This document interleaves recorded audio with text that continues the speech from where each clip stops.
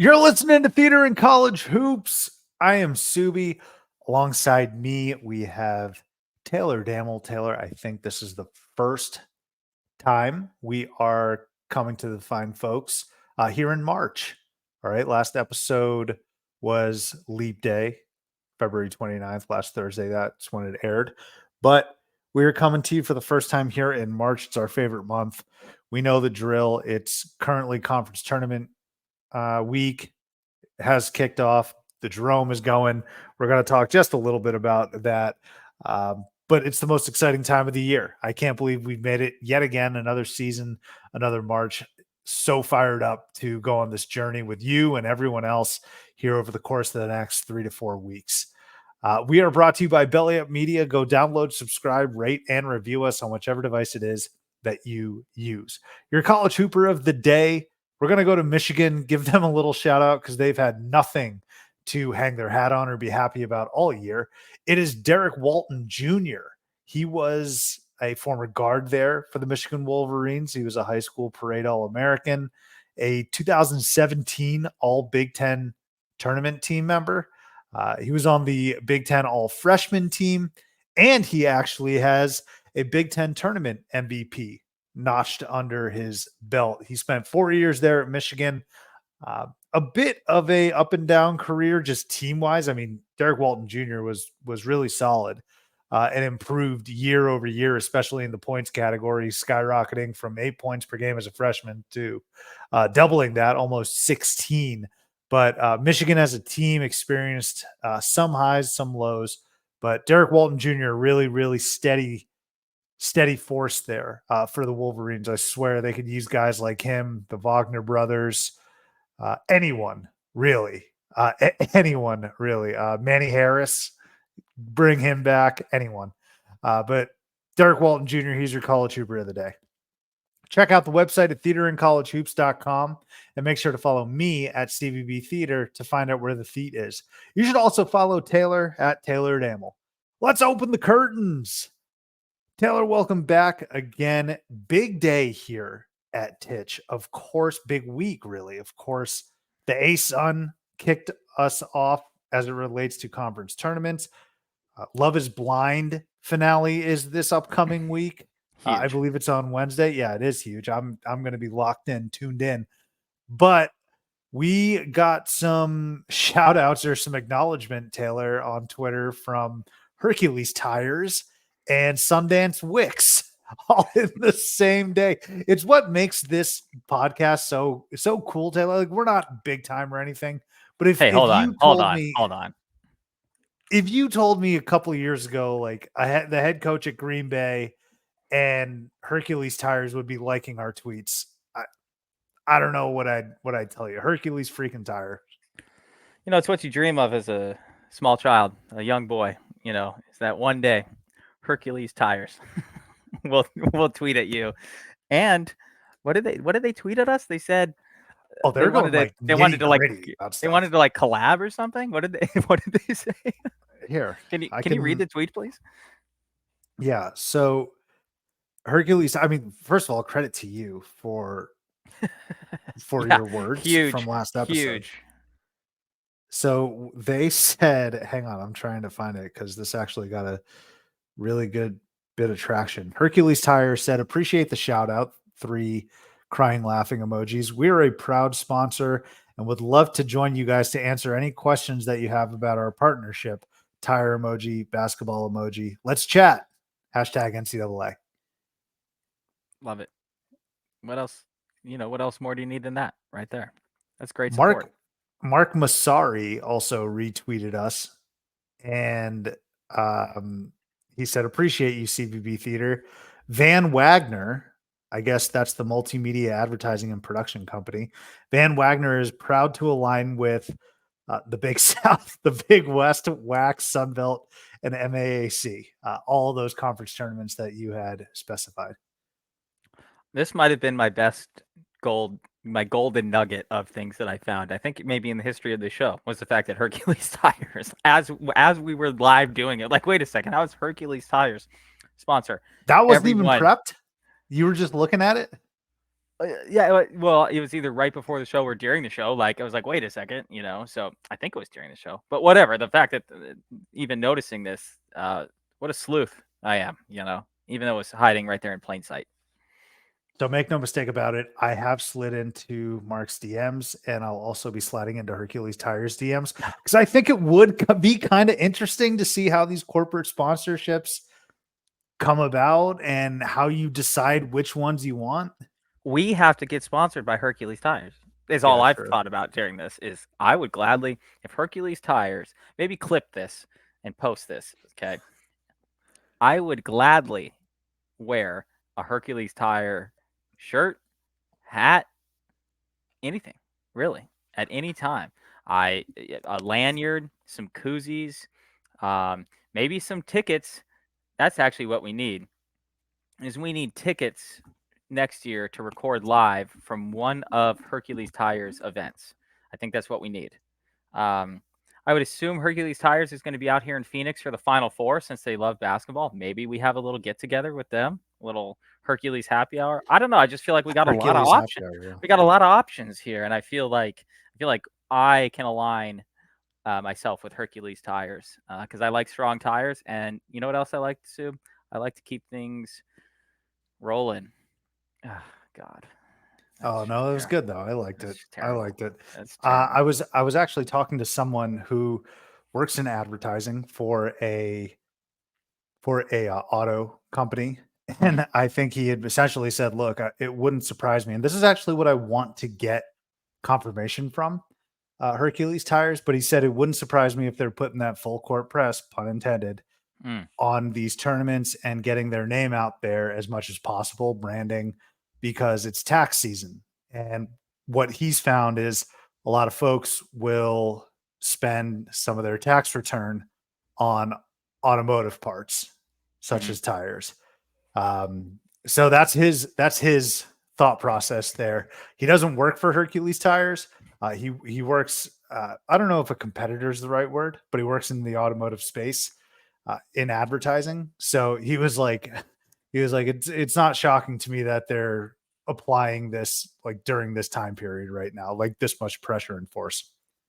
So, I went to a Suns Warriors game last year, and long story short, there was a ticket mishap, and I ended up sitting in the there was a suite that I sat in, and it's an Impact Tires, maybe. So, Maybe. yeah, maybe I think I was in the Impact Tires suite, and so I think that um, now we have a competitor here that I know in Hercules Tires, and be like, hey, this is what Impact can give me if I keep pumping you. If I keep pumping your tires, yeah, let's go. That's We're a still much better there. one. If I keep pumping your tires, maybe a little sweet sometime. I don't know. I'm open to anything really. Who knows? Maybe we'll get someone from Hercules Tires on the program. Taylor, though, let's move on to some content from this past week. First of all, because we've been starting last couple episodes with This Week in Theat, I want to do it again. As a reminder, these are just my journal entries from last year. So last year, This Week in Theat, March 4th, UCLA beat Arizona in Poly, and Great. UNC, yeah, it wasn't great. UNC lost to Duke in Chapel Hill. So that was on March 4th. March 5th, what happened here? Kennesaw State is going to the dance for the first time. Saw. Now, Mhm. sadly, they've been eliminated this season. um, who did they lose to last night? Not FGCU. It was no, it was Queens and FGCU played, and then Kennesaw State lost to Jacksonville, I Mhm. believe. But March 5th, 2023, Jacksonville or Kennesaw State punched their ticket. And it was on March 5th, 23, that NAU shocked Eastern Washington. Oh You yeah, I remember do. that? And we've actually talked about that this year on this program before. Tommy Lloyd's up in Flagstaff right now, actually, isn't I believe. Oh, with Watching his Liam son. there. Yeah. Yeah. Mhm. Family Uh man.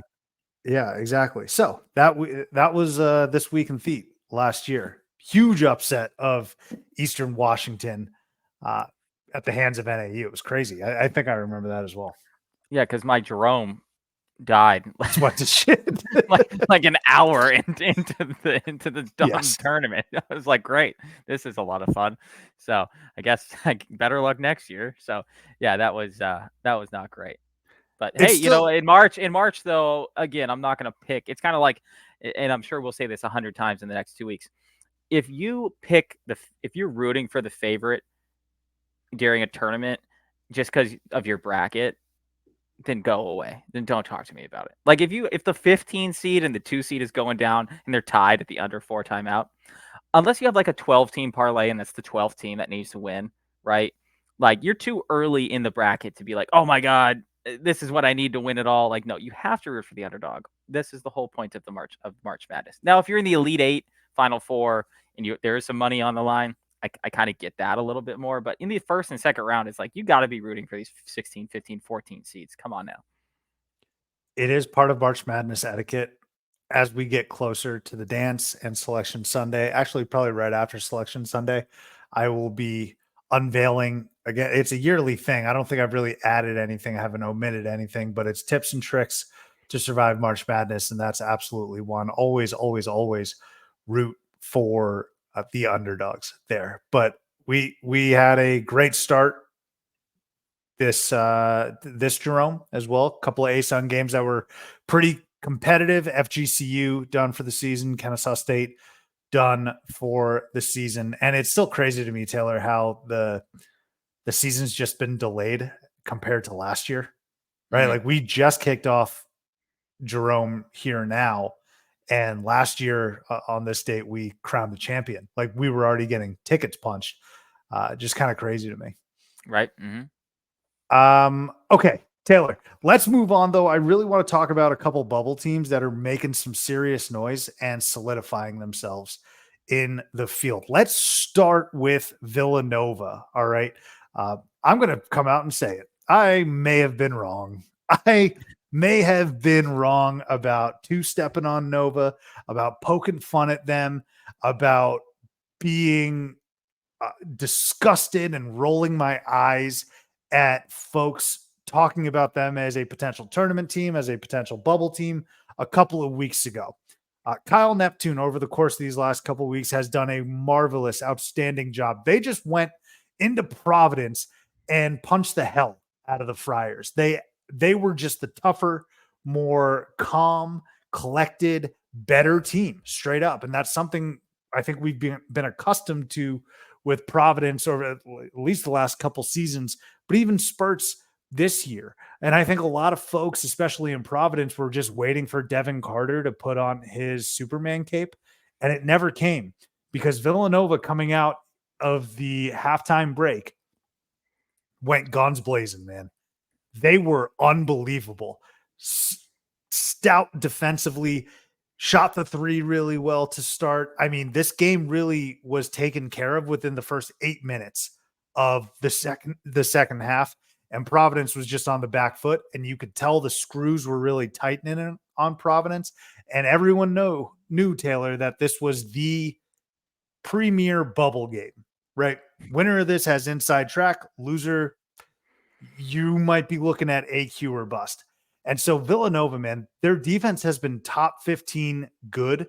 They usually get the job done against bad teams, but in a tight spot against a pretty solid team in Providence, they won it essentially within those first 8 minutes of the second half. Now, before I get your thoughts here, the only other thing I want to say about Nova is I still could be proven right. I'm not 100% in on them being a tournament team, and if they get to the tournament, I don't expect them to go on some heater and get to the Elite Eight or anything like that. They have the reason I say that, Taylor, is because they still have Seton Hall on the road, which is another team that they should be in, but they're going to have a lot to play for. And then they have Creighton on the road, I believe. You can keep me honest there, but they have Seton Hall and Creighton to end the season. I don't know if those are guaranteed wins. And how does that a loss to Creighton probably isn't going to put them in or out either way, like a loss. A win would absolutely solidify them. But a loss to Seton Hall could really hurt them. And then you got to see what they do in the Big East tournament. Your thoughts on Nova? No, if they lose to Seton Hall, I even though it's on the road, I think they're toast because Seton Hall Think so? currently. Well, and if you look at, not that I'm worship at the altar of Lunardi here, but Seton Hall's one of the last two teams in. He has as the last team out right now. So you lose to that direct team that you're competing with, that almost takes a spot away from you because you're like, okay, head to head. I don't even care what all the metrics say. This team literally just lost head to head 4 days ago, right? So even though it's on the road, now maybe they could keep it close, but then that Creighton game really does become a do or die type of game for them. I think if they lose to Seton Hall, that's one where they got it. It's at home. Creighton's at home for them, for Nova. So that becomes probably a must-win situation, and if not, then yeah, they got to win the conference tournament.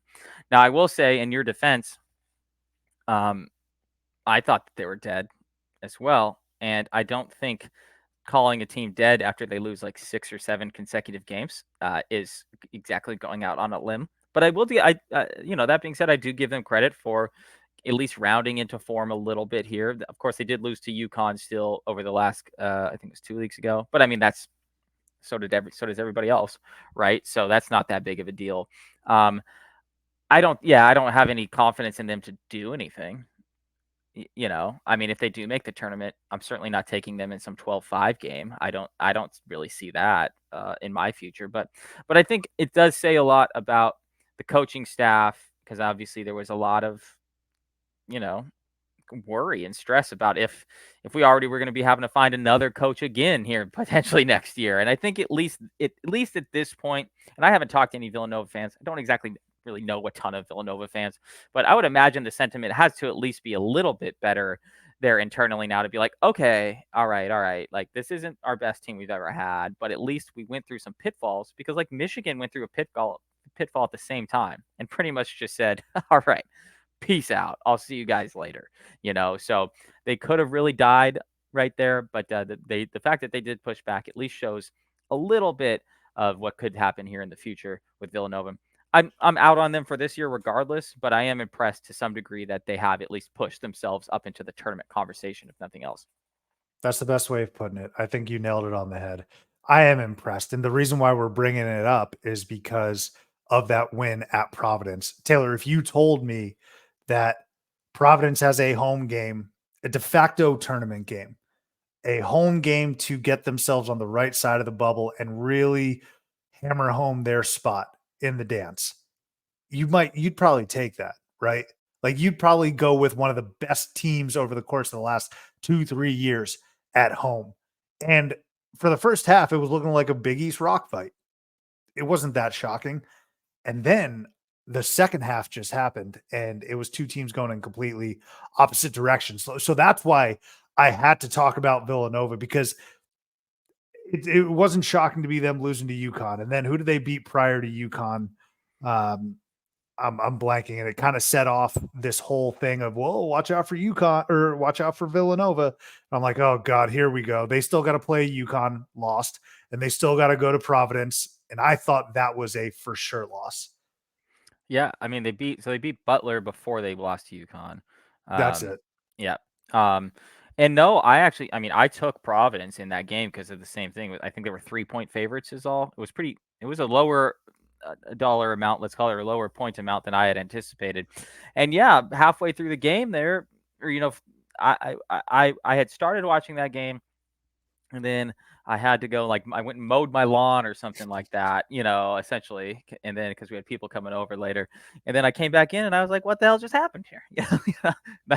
that, that was a great game to start our great Saturday of college basketball, by the Oh way. yeah. Yeah, that was like the perfect type of game to start that day. But no, I was quite surprised as well because Providence got out to that lead, and I was like, okay, they're at the amp, they're gonna not run this out, but they're gonna be able to take this home from here. I think they got up by 12 or something at one point. Um, Mhm.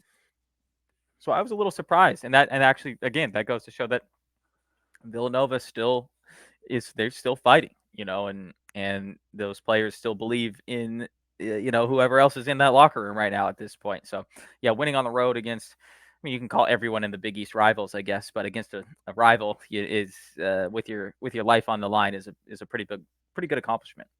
Must win game. I think that was the best win of the Kyle Neptune era, and Sure. had PC won that, that would have been Kim English's best win. Now, Kim English actually has an opportunity to notch his best win as a college basketball head coach at Providence College.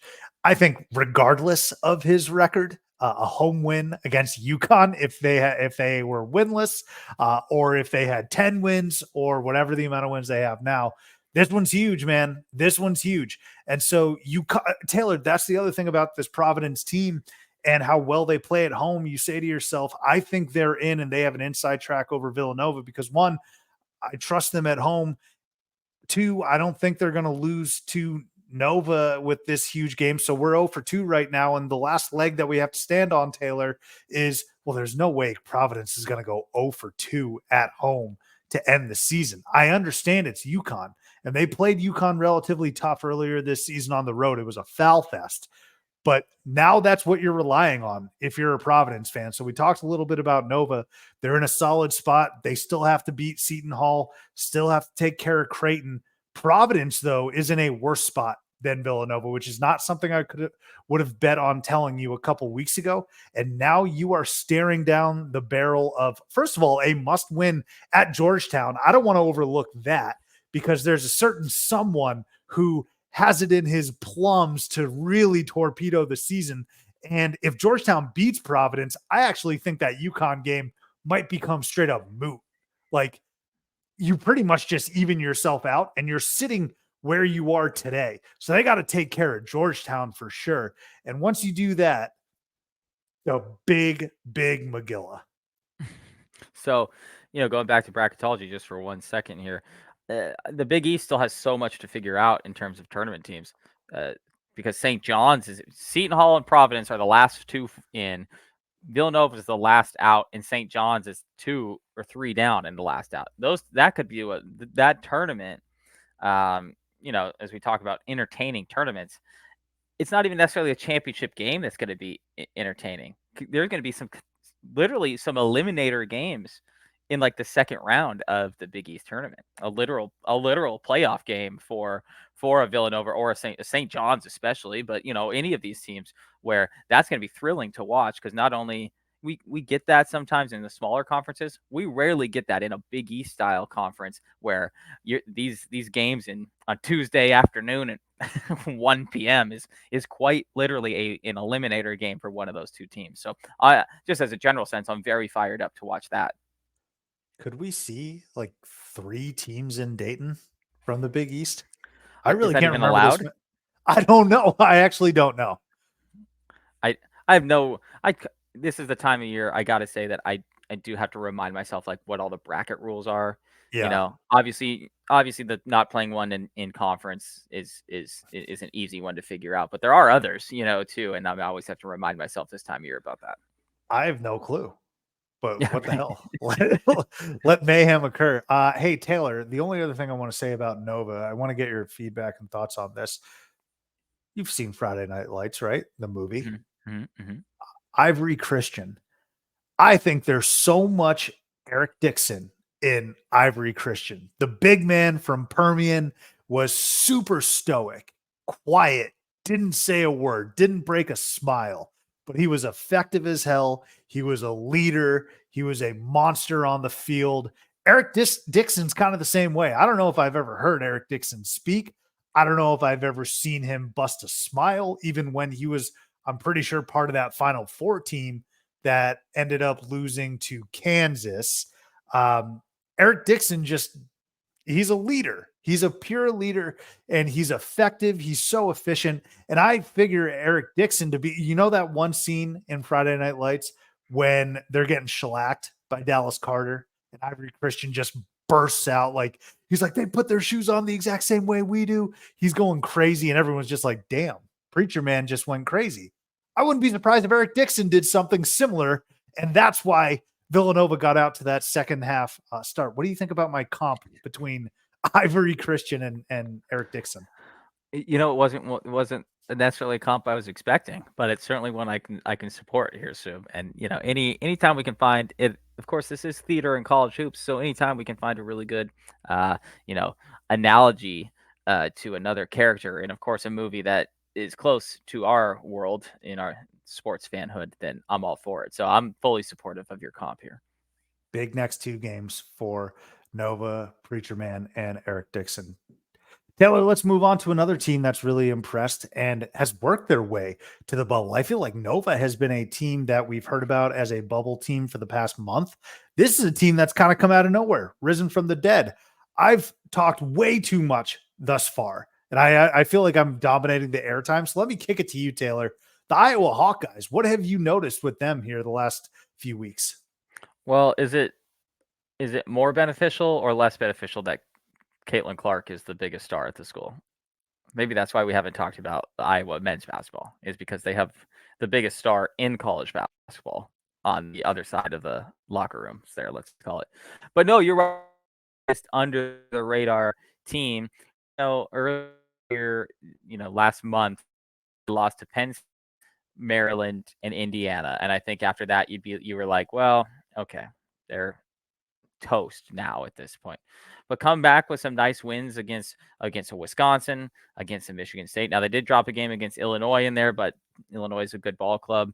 They are, Peyton Sanford's playing well for them, shooting the ball really well. Then they can score just like a lot of Iowa teams. They can score the basketball. They have played as good as anybody on offense, in some of their wins. Of course, they've got a number of losses that they haven't, right?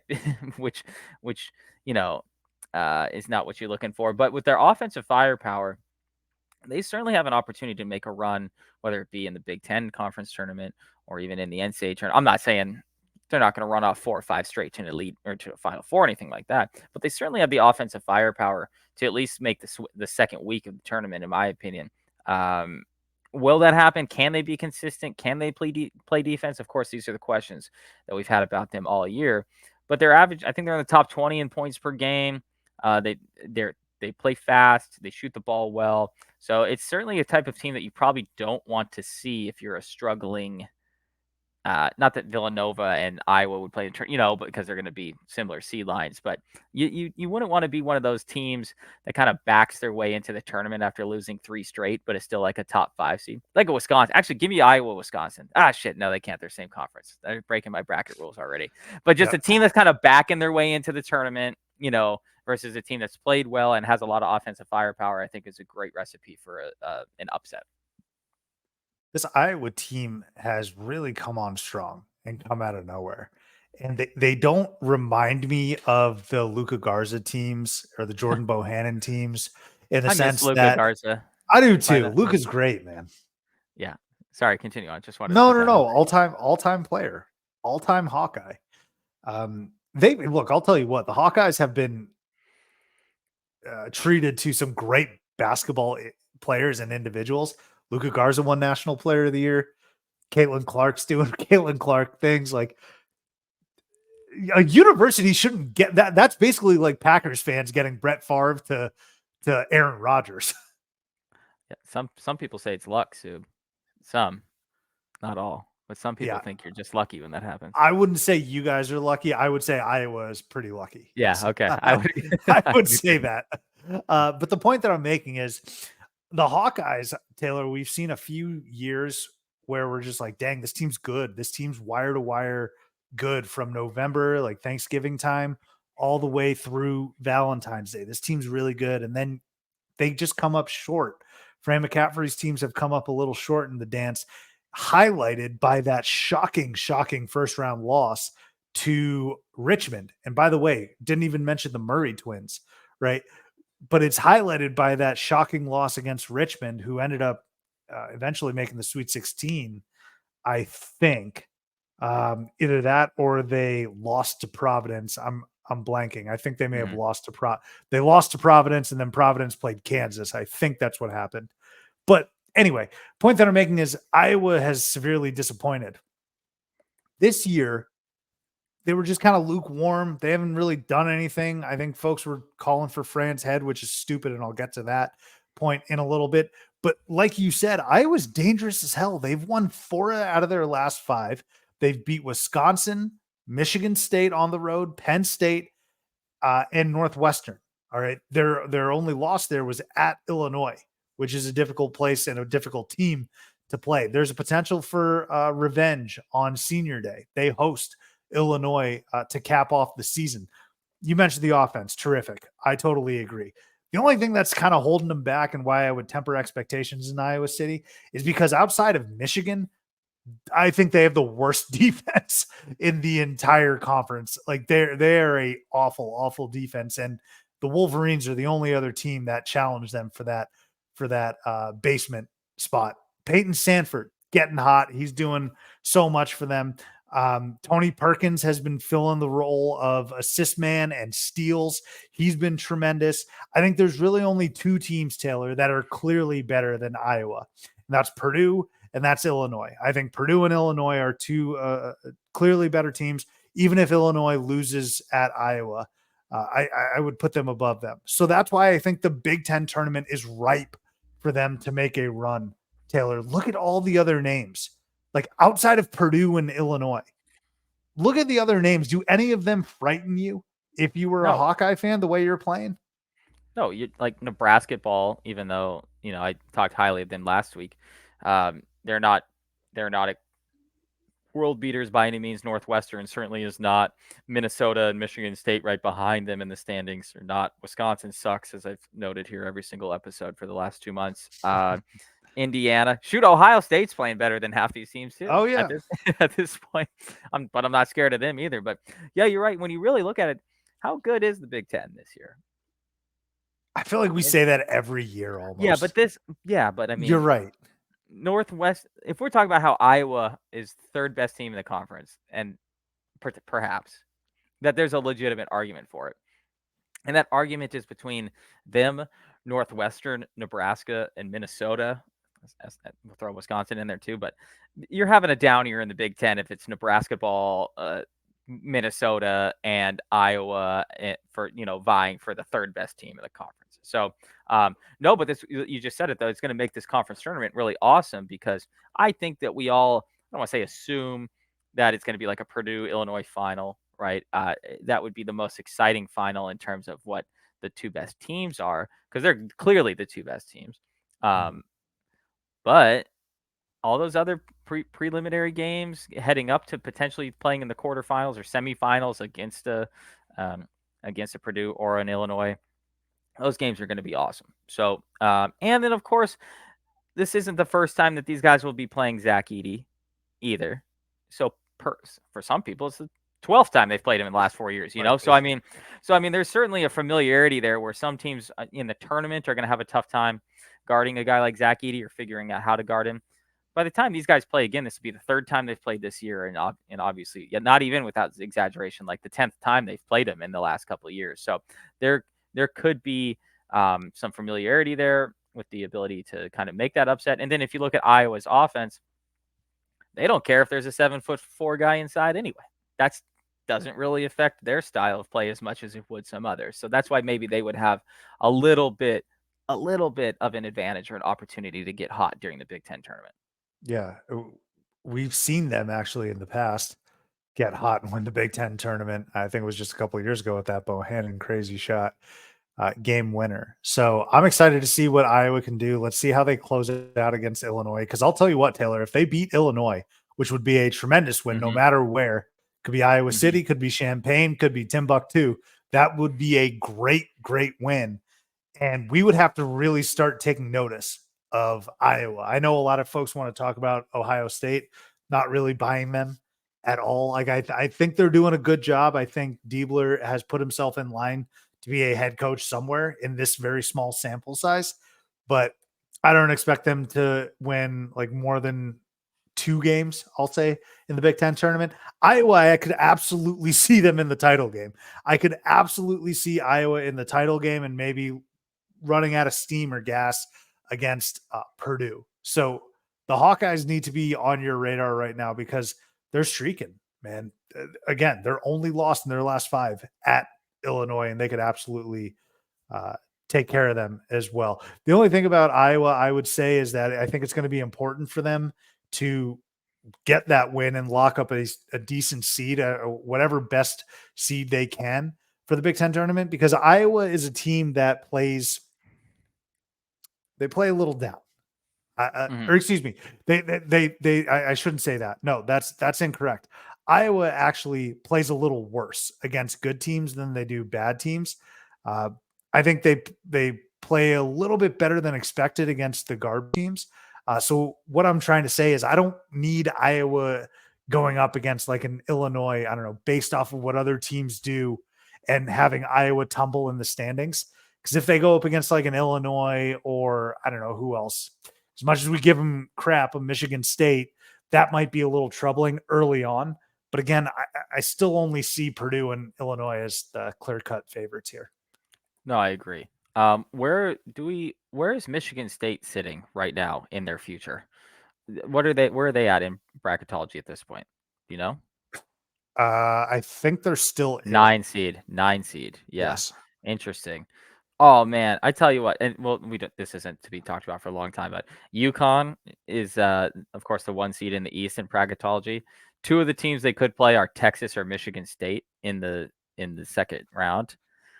And I think they'll still work them, but that kind of wouldn't want to be what I'd want to see. No, after the It's like, season I just had. yeah, oh, we're the overall number 1 seed defending champion, and we get to play Tom goddamn Izzo in the second round of the tournament. Like that doesn't sound like a good time at all. Yeah, that would upset me. Actually, as a guy who is out of another team, potential number 1 seed, I actually would like them. I don't want to see Yes. Izzo in the second round either. So put him over there.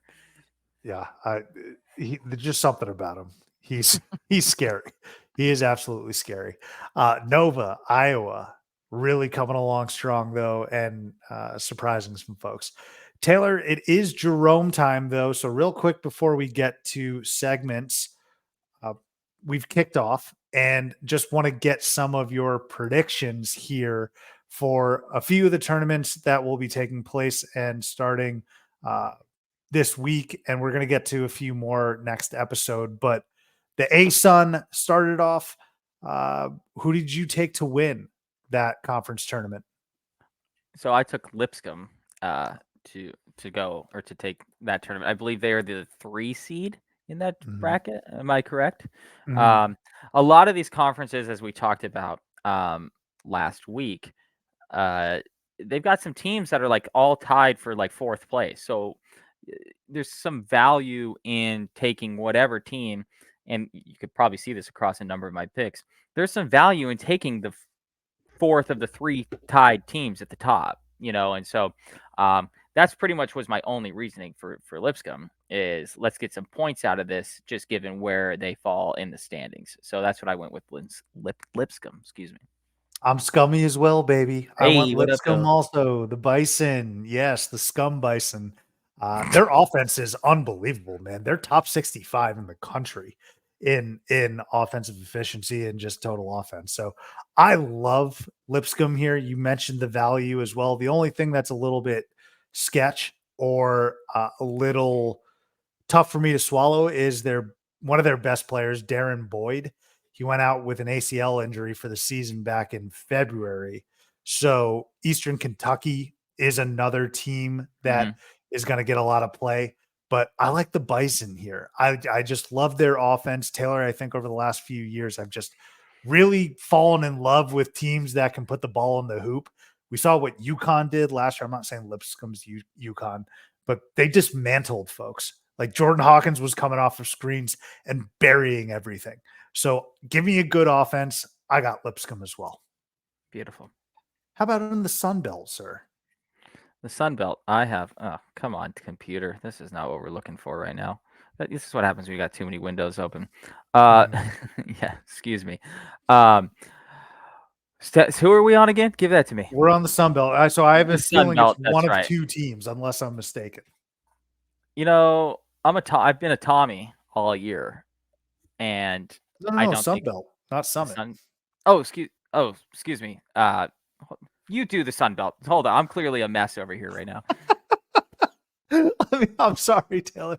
I'll hop into the Sun Belt first. I'm going JMU, the Dukes. I know App State is trendy and they're very strong, but I feel like JMU is not getting enough attention for how good of a season they've had. I don't know where I think that, I don't know if they're first place. if Michigan State didn't stink so bad throughout the season, and perhaps that's a reason why JMU actually ended up beating them.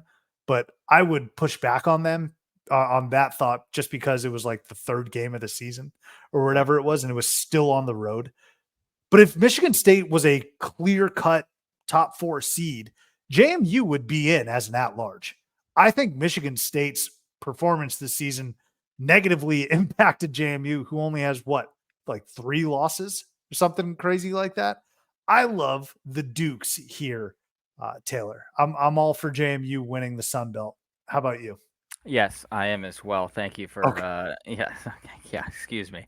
I also am now just realizing that I need to update my Jerome picks because I literally have St. Thomas and another school in there as two different picks. So clearly was uh I may have been like driving while putting my Jerome picks together today.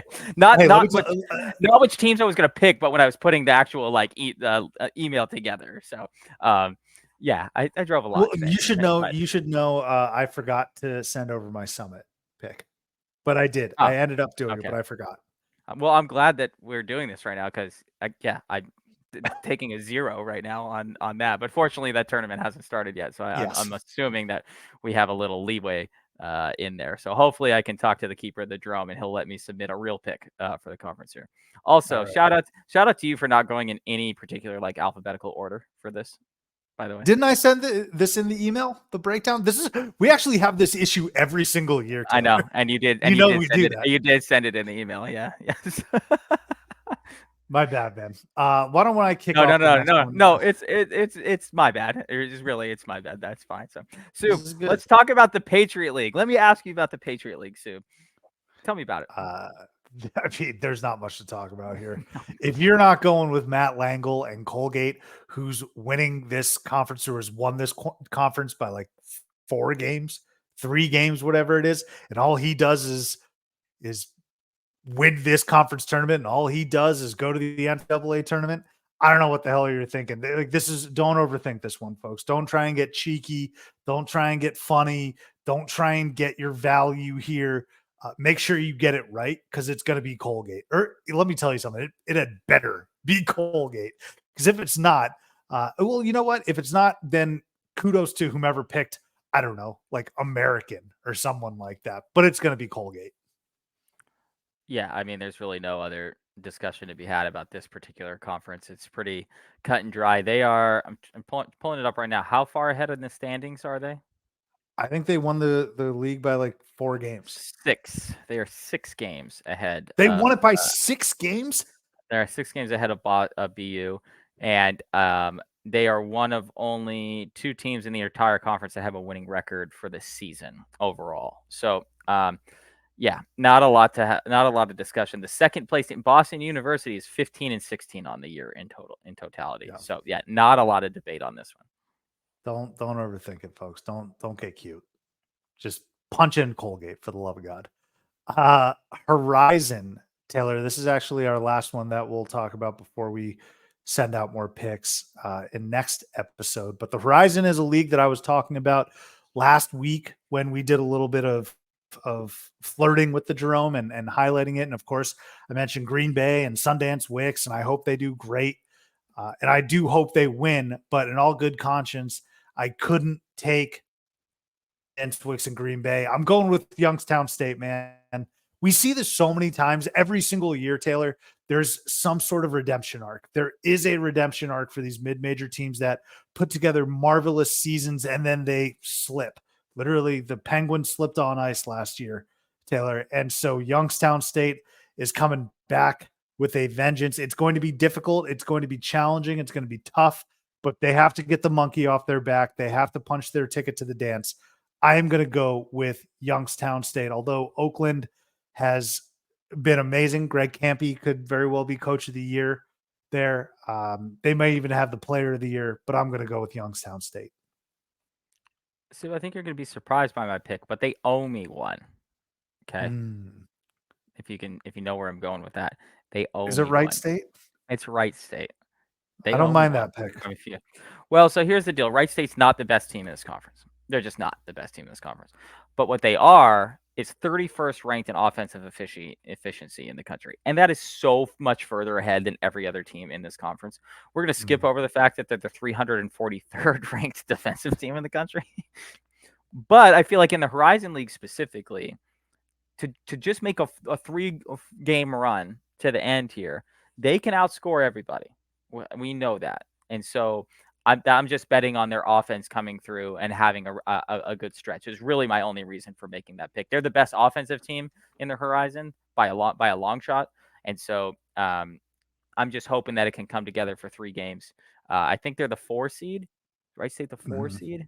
Yeah. So that's another kind of going for a value pick where I was kind of going through some of the rankings and some of the analytics, and I was like, there's not a lot of teams at this level of basketball. We'll call it the 4th place in the Horizon League that have a top 30 offense in the country, and so that's where I went with that.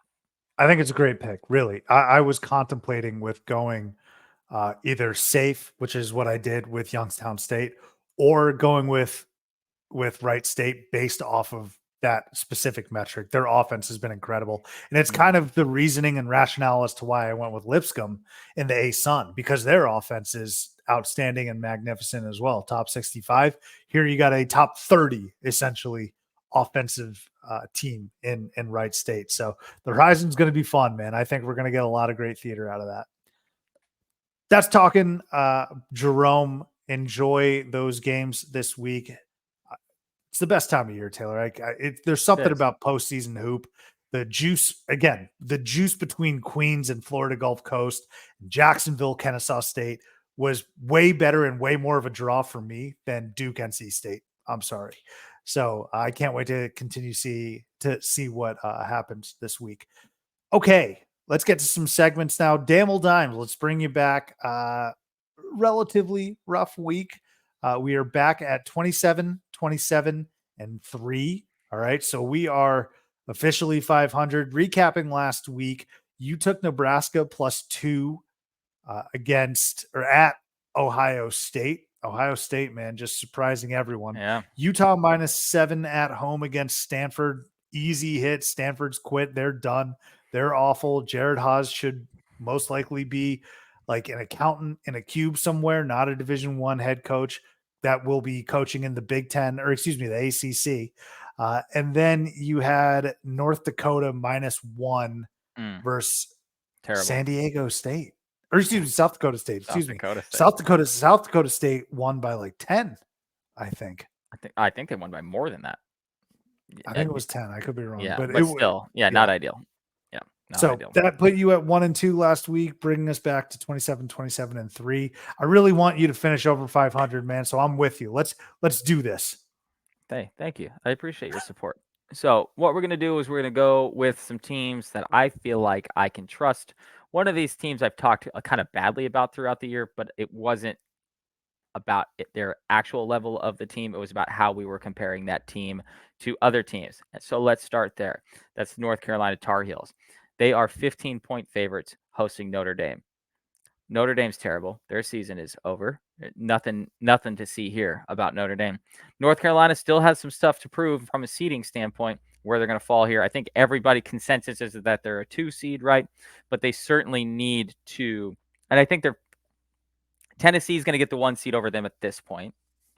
If it's, for sure. If it's not Arizona, then it's going to be Tennessee. Yes. And then, I think Jerry Palm's bracketology is like way out of left field. But I think because he just had Tennessee overtaking North Carolina for a 1 seed today, 2 days ago. Oh, that's like, right. So I know we're Tennessee fans are the ones being like, by the way, Arizona fans, we deserve the 1. They're not even acknowledging Carolina fans. Yeah, no, So, but that being said, North Carolina they have a little bit to prove, and they're just straight up the better team. They're going to hit their stride in March. So, and Notre Dame's awful. So we're going North Carolina by 15 over Notre Dame. We're going to stay in the East Coast, and a line. I'm not sure. I guess it caught me off guard a little bit, but maybe just because of their loss this last week. Alabama's 2-point underdogs at Florida. Florida, a team that you've been on all year, really, or at least since the turnover of the calendar here. sneaky ranked 20th in the country, I think, right now. They have the same record as Alabama. Of course, a home game here, but I still like Alabama. I still believe in Alabama, despite their loss. I mean, it's not like losing to Tennessee is a bad loss, So I kind of feel like this line is not. I don't know. Something catches me off guard about it. Maybe that should be a sign I shouldn't take it. But I think Alabama as an underdog, as good as they've played over the last 2 months, is something you're just not going to be able to pick a lot. So I'm going Alabama +2, um, visiting Florida. And then for team number 3, kind of a similar situation. We got San Diego State, who is just a 1-point favorite on the road at UNLV. San Diego State, obviously, they've got the ability to play very well. National championship game last year, the preeminently best team in that conference every single year. UNLV had a stretch run there that they were playing pretty well. I think their best basketball is behind them at this point. So I'm going to take San Diego State on the road by a point. So that's San Diego by a point, Alabama with 2-point underdogs, and then North Carolina 15-point favorites. So wait, sorry. SDSU is +1, right? SDSU is -1. Oh, they're Alabama, -1. Excuse me. yeah, Alabama's +2. So Gotcha. Here's the only thing I would warn you about. please do.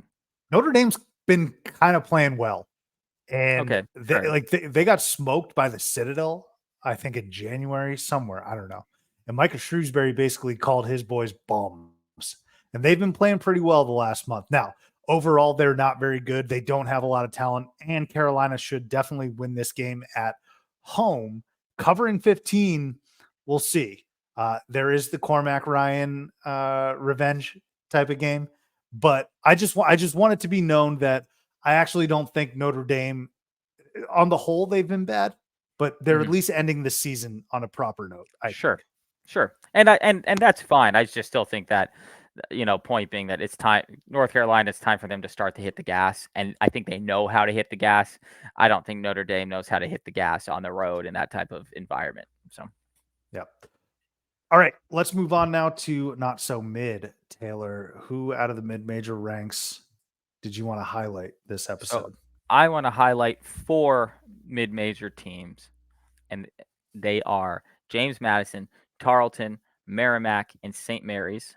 And luckily, this is a discussion we're having in March and not in February. But those were the 4 of the 5 teams that went undefeated in February this year, with Wow. South Florida being the only major conference team in there, let's call it, to go undefeated. So, Wow. so James Madison, Tarleton, Merrimack, and St. Mary's were the only 4 of the 5 undefeated teams in February. So I thought that was interesting to point out. Merrimack's been playing well. They're projected as the winner of their conference as well. Tarleton, as you know, you're a Tarleton guy. Luckiest team in college basketball still. That's funny to this point. James Madison, of course, we've talked about. And in St. Mary's, they did lose a game that Gonzaga really controlled this last weekend, but and it was an impressive start for Gonzaga, and they held on the entire time. But they did go undefeated in February, and I don't know if that's a sign for the future, but you certainly would rather be undefeated in February than say not. So those are the four mid-major teams went undefeated in February this year. Well, we had a high major team of the Big Ten, the Badgers, win, I think, 2 games in February. Yeah. And they're still They had a projected as like a 5 seed. finish. Still projected as like a 5 seed or whatever. So Yeah. I also want to apologize to the theater goers and even Tarleton State listeners from last week when I said I was super excited for the WAC. And I mentioned that they were in their 4th year of eligibility, much like the UC San Diego Tritons, who could win the conference. Tarleton is not eligible for postseason play. And I completely spaced on that, and that sucks. And I'm so sorry. I was talking about Billy Gillespie's redemption arc. It's going to have to wait one more year there in Tarleton. So I like that, though, Taylor. My not so mid, I'm going to go to Greeley, right? Northern Colorado. St. Thomas, all right? You mentioned St. Thomas as it relates to the Summit League. I'm going to shout out St. Thomas, the individual. Yes, his name, St. Thomas, for Northern Colorado. He had 28 points and added 12 rebounds and also 8 assists for the Northern Colorado Bears as they knocked off Idaho State 81-79. They needed every single last ounce of energy from St. Thomas because, again, it was only a 2-point game. Idaho State is 12-18 overall, 7-10 in conference, whereas Northern Colorado is 18-12 and 11-6. They went on the road. But what a stat line that is, my man, huh? St. Thomas with 28, 12, and 8 in a monster game. And the games are only going to get higher stakes from here on out. But that stat line kind of just blew me away. And it wasn't just a BS stat line, pumping fake numbers. It was in a 2-point win for a team that probably didn't play their best overall and shouldn't have been in a dogfight with a sub 500 Idaho team.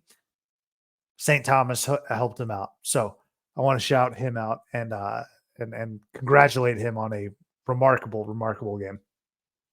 All right, Taylor, what do you got for lane violations? Anything? So, it's actually a quote that happened previous to the season, but since this player and the team he's now on got swept by the school that he was talking about, his former school, which happened over this last weekend when Washington State beat USC for the second time this year, we got to bring up old Dennis Rodman's son. Deej. And his quote from the beginning of the year, which was, "I mean, no disrespect to Washington State, where I came from. That's a rebuilding program, and I wanted to spend my last year and win." So I know we've talked about this quote before on this show, but now that they got swept by Washington State this year, and USC is the worst team essentially in the Pac-12, it's worth bringing back up that be careful what you wish for, I guess, is the lane violation here. I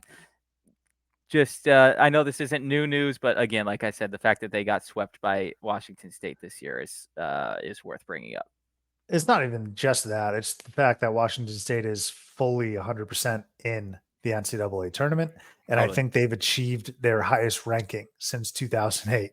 And so there are some things that, look, we sat here and when he said that, we'd be like, yeah, I totally get that line of thinking.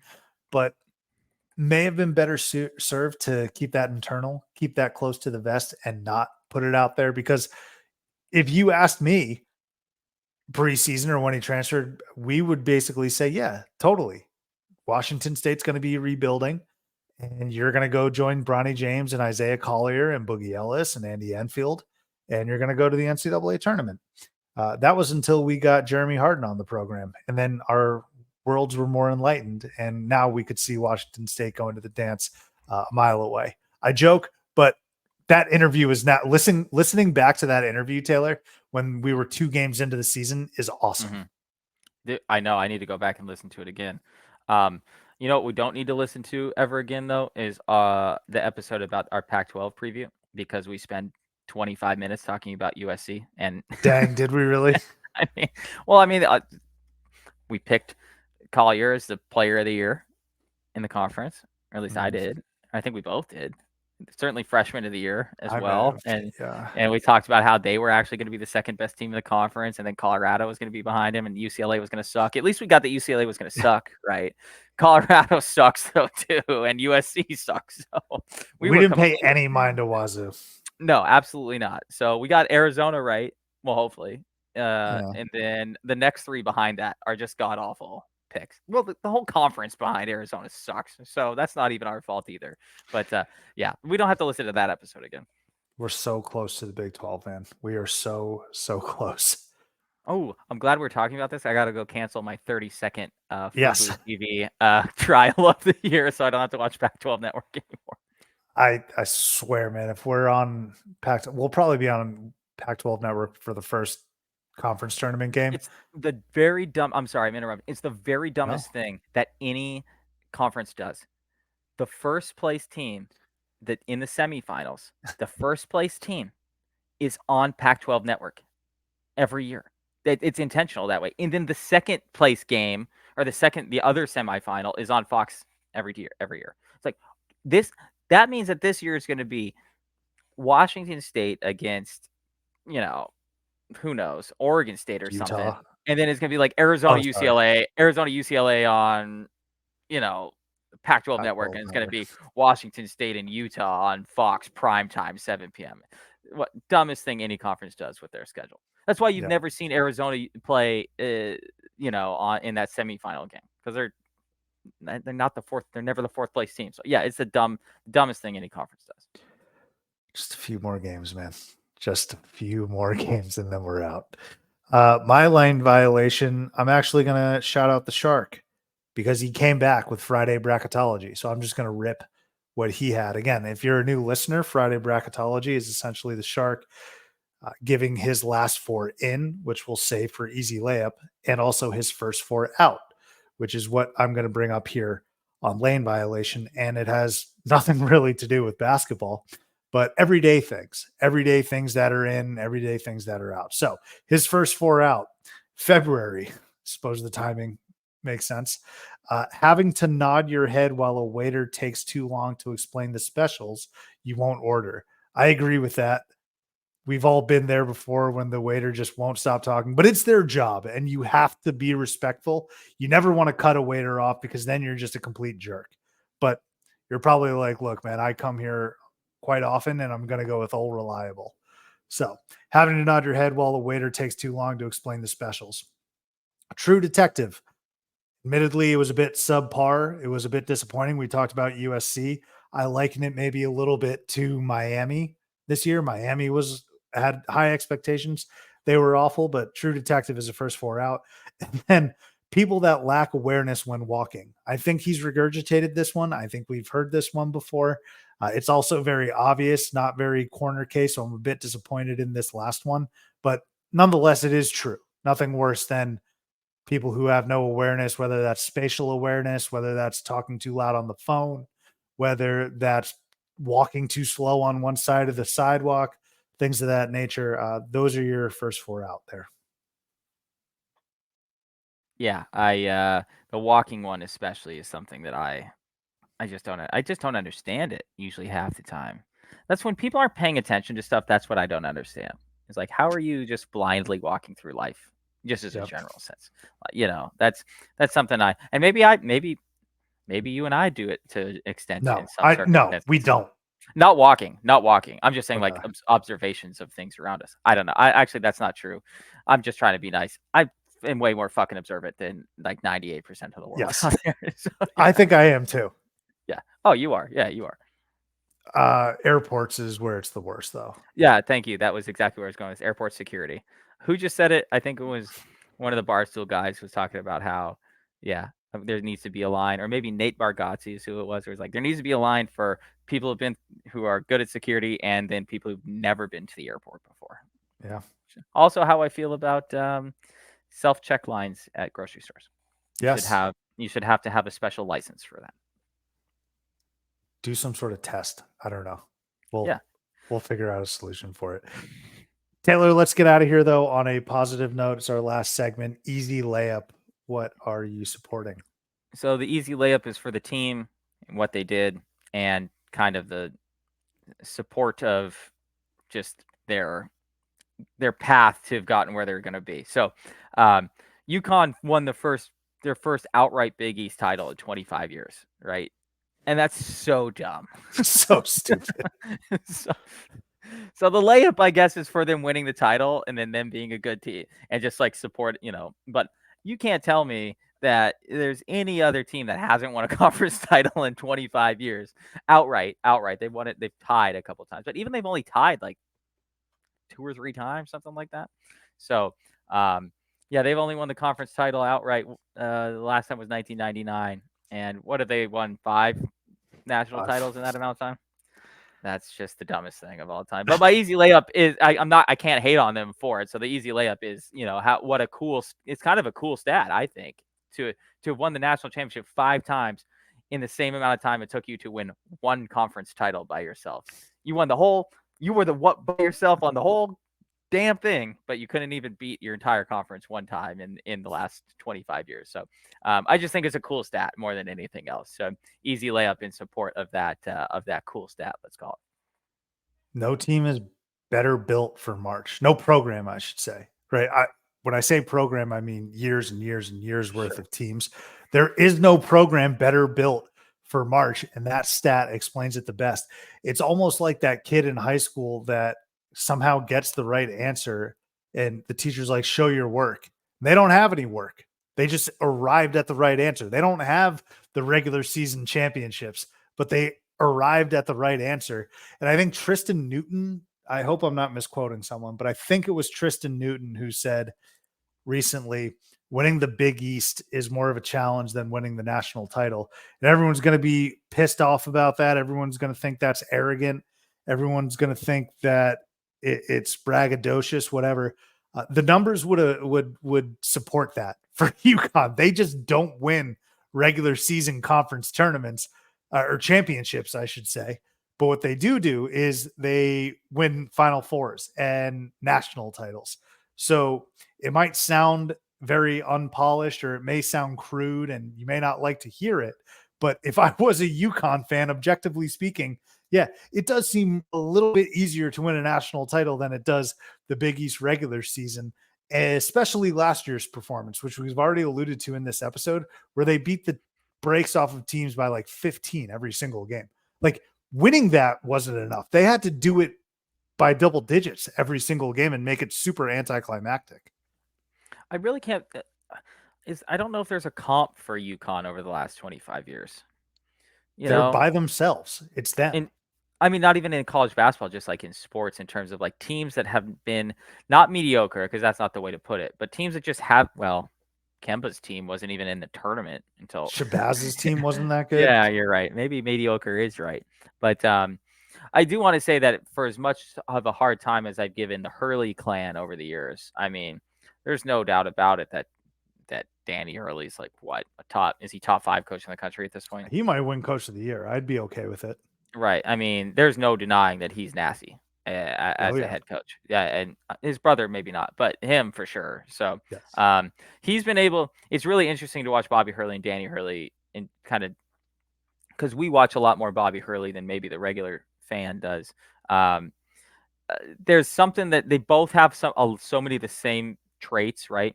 But Danny just has a much better feel of when to turn it all on and off, and Bobby doesn't. Like Danny's damn near likable. Like College Game Day last week, his interview and his segment was it enjoyable. Bobby doesn't have that, and maybe that's because Bobby was like an NBA player and like a stud at Duke and all that type of stuff. So he kind of had a little higher. I don't want to assume what this guy is like, but arrogance level or ego level that maybe even just like one titch higher than Danny. But it is really interesting to watch them both and just how Danny's risen all the way to the top in like a 5-year span, and Bobby's still doing the same thing every single year. Yeah, and it's not just personnel, right? You can just say, well, UConn gets better players. Well, they lost so many key contributors to a title winning team last year. And what does Danny Hurley do? He reloads and retools in the portal. And also, Bobby Hurley, it's not as if they've had complete bums come through Tempe. Like they've had some okay talent at the collegiate level come through Tempe, and it just hasn't clicked. It never has clicked to the point where Danny has UConn. And again, should be noted, it took him up until last year to really get rolling because Sure. I don't think Danny had a tournament win at UConn, which is inexcusable. You can kind of get away with that at ASU, and we're actually seeing that. Kind of, yeah. Yeah, you can. But UConn, the clock starts ticking, and what Danny Hurley's done is done a wonderful, magical job of capturing momentum, which he built last year, and rolling with it. Danny Hurley is like a guy, I think he sleeps under the covers with like a jar of that momentum or a jar of whatever it was last year. And he's like, you cannot rip this away from me because I'm never getting it back, or I'm too afraid of fighting for that back. Like once I have this now, you are going to need to rip this from my cold, dead fingers. And I ain't letting that happen. And it's very obvious. Well, and think about this, and we'll get off this after this talk. But if Bobby Hurley just had 2 tournament wins at ASU in back-to-back years, like one tournament win in back-to-back years, he'd be the head coach at Duke right now. Like it was, he didn't need to go. He didn't need to do all that much more. You literally just needed two 22-win seasons in a row and maybe a win or two across both of the tournaments, and he'd probably be the head coach at Duke right now. And I don't think that's I don't think I'm full of shit when I say that. I think that No. It's just wild to think about. yeah, that's all he needed to do is not win the national, just 2 tournament wins in a 2 years period, and he'd probably be the head coach at Duke right now. It's pretty insane. I did not think about that, but I like that easy layup there for the Huskies. The UConn contingent's gonna like that. My easy layup again. The Sharks last 4 in March. Kind of BS. Like that's lazy, Shark. That's lazy. But March, of course, a missed 3 leading to an open 3. I'd much rather get out in transition and just throw it down or lay it up. But it is kind of not, I mean, we don't see that very often when a missed 3 gets out in transition and players flare to the corners, Hold they on. flare to the Hold 3. on. Is he referencing this on offense or defense? What if it's a missed 3 on offense that turns into an open 3 on offense after a rebound? Was that specified? Oh, You know what I mean? so Like so it's a 2 long offensive rebound. possessions. It's a long rebound, one more pass, and everyone's already crashed the board, and you got a guy on the perimeter wide open.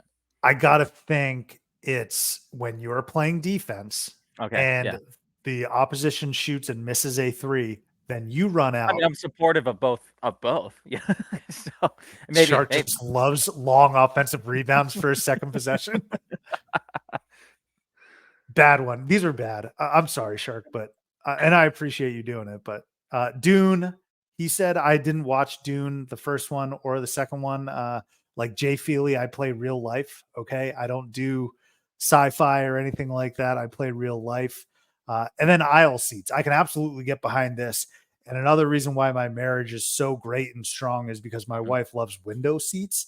mm, So we don't even have to worry about that. But aisle seats, I will get behind. Big, meaty tree trunk thighs I got over here. that's So true. your boy needs some space. And look, again, this comes back to spatial awareness. Airports, airplanes, Taylor. I very much extend my leg out into the aisle, but I know when the drink and food cart is coming and I put it back. All right. So I know how to take advantage of that aisle seat. I'm a window guy as well, Wow. but I am all nimbly bimbly, Yeah. so I can kind of tiptoe in around people. So even though, yeah, I think for me my arms are too long. My elbows get into the aisle. I think I'm lanky, man. So That's true. I don't know. Not that you're not, but I'm just saying that No. I'm I not can't lanky, dude. I can't really tuck my elbows maybe as tightly as you can. So Yeah. That's very kind of you. I am certainly not lanky. I need the aisle you're not seat. short, is what I'm saying. Like Yeah, you're yeah, not. yeah. Yeah. Right. Very kind of you to say. Hey, let's get out of here though, Taylor. Texas and Baylor in an absolute Lone Star fight right now. Texas all of a sudden decides to be one of the best road teams in the country, dismantling Texas Tech and Lubbock, and now they're hanging tight with Baylor. Let's see how they finish out. But next week, next episode, excuse me, we'll talk some more Jerome, maybe some more bubble movement, etc. Thank you as always for listening, but we will catch you next time here on Theater and College Hoops.